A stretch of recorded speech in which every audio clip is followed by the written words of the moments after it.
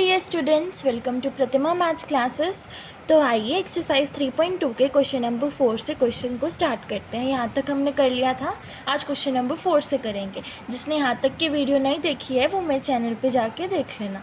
तो क्वेश्चन 4 में हमें क्या करना है, हमें पेयर दे रखा है लीनियर इक्वेशन का, हमें चेक करना है कंसिस्टेंट है या इनकन्सिस्टेंट है और उसका सोल्यूशन ग्राफ पे बनाना है। ठीक है, तो कंसिस्टेंट इनकन्सिस्टेंट चेक करना हमें यहाँ पे आ गया था, अब हमें सिर्फ ग्राफिकली वो शो करना है। तो देखते हैं इसको हम कैसे सॉल्व करेंगे। सबसे पहले हम इक्वेशन देख लेते हैं क्या क्या है हमारे पास। फर्स्ट पार्ट में हमारे पास इक्वेशन है x + y = 5 and 2x + 2y = 10। ये दो इक्वेशन दे रखी है। तो ये हमारा क्या है, a1 है, ये हमारा क्या है बच्चे यहाँ पे b1 है, ये हमारा a2 है, ये हमारा b2 है और ये c1 है, ये c2 है। तो a1/a2 क्या आएगा, 1/2 आएगा। देखो 1, ये इसके x के आगे 1 है, यहाँ पे x के आगे 2 है। तो b1/b2 भी क्या आएगा मेरे पास, 1/2 ही आएगा। और c1/c2 भी क्या आएगा, 5/10 को काट के बन जाएगा मेरे पास 1/2। तो यहाँ से हमें पता चला a1 = a2 नहीं, a1/a2 = b1/b2 = c1/c2। इसका मतलब है हमारी लाइंस कैसी हैं, कंसिस्टेंट है, लाइंस हमारी कंसिस्टेंट है। तो यहाँ पे अब हम इसका सोल्यूशन ग्राफिकली देखेंगे। ग्राफिकली का मतलब है जो दो इक्वेशन है x + y = 5 and 2x + 2y = 10। यहाँ से हम क्या करेंगे, सबसे पहले तो इस इक्वेशन में हम यहाँ पे x और y की दो वैल्यू लेंगे। एक बार तो हम x को 0 रख देंगे तो चेक करेंगे y की क्या वैल्यू आएगी। x को 0 करने पे y क्या आएगा, 5।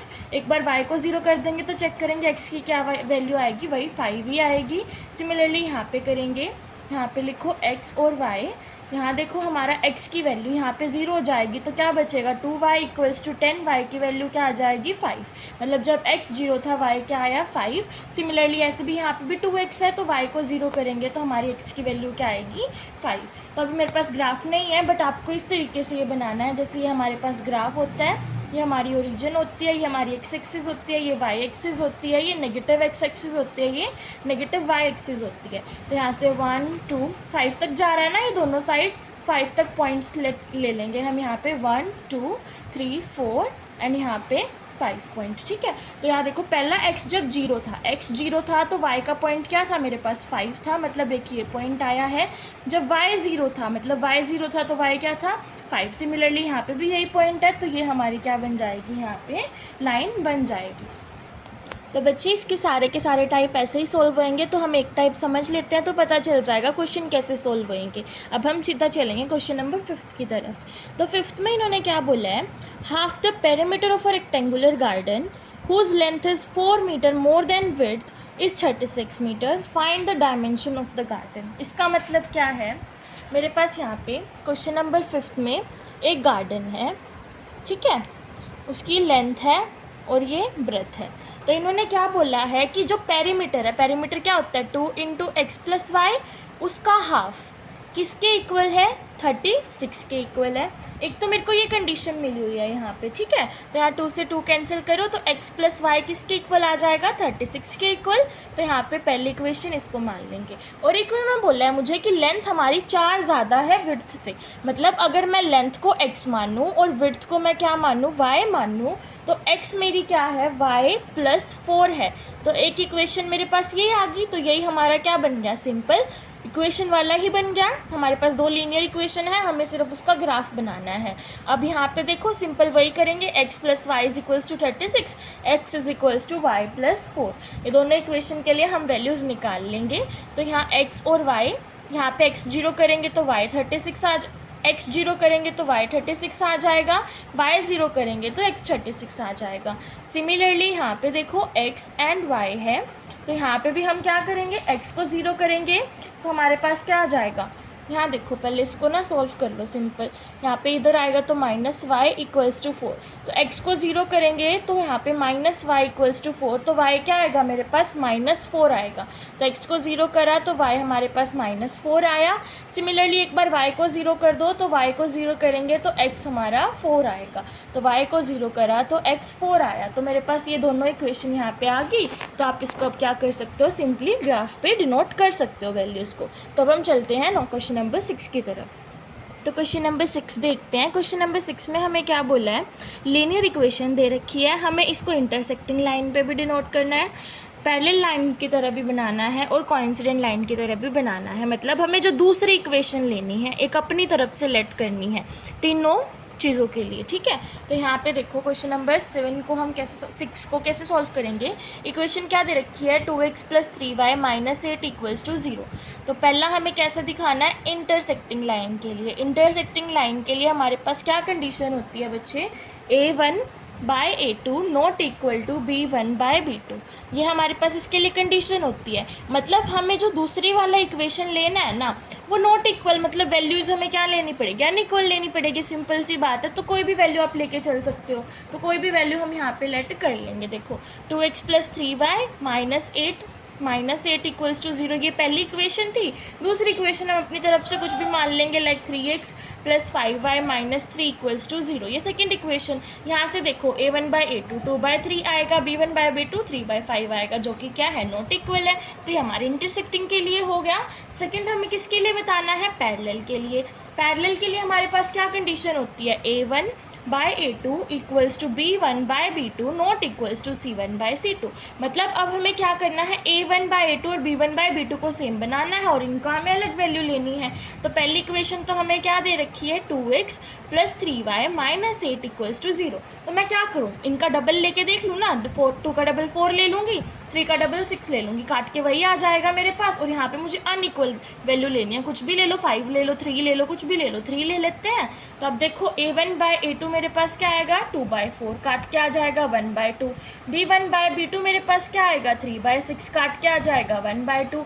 और c1/c2 मेरे पास क्या आएगा, 8/3। तो वही कंडीशन हमारी यहाँ पे अप्लाई हो गई, a1/a2 = b1/b2 not equals to c1/c2। तो यहाँ से हमने ये वाला भी कंडीशन कर लिया। अब हमारी थर्ड कंडीशन किसके लिए है, कोइंसिडेंट लाइंस के लिए। कोइंसिडेंट लाइन के लिए क्या होता है, मेरे पास तीनों इक्वल होता है, a1/a2 = b1/b2 = c1/c2।